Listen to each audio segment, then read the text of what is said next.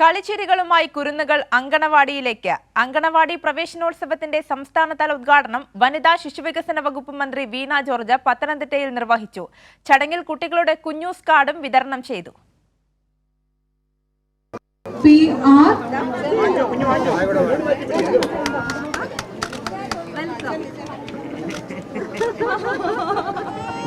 അക്ഷരങ്ങളുടെ ലോകത്തേക്ക് എത്തുന്ന കുരുന്നുകൾക്ക് വെൽക്കം കിറ്റ് നൽകി.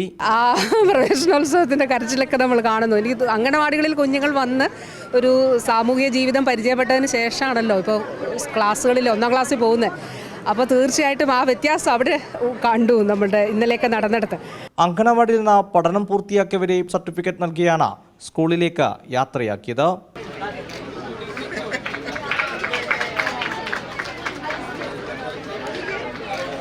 ഇനി എത്രയോ നേട്ടങ്ങൾ കൈവരിക്കാനുള്ള യാത്രയിലാണ് കുട്ടികളെന്ന മന്ത്രി വീണ ജോർജ്.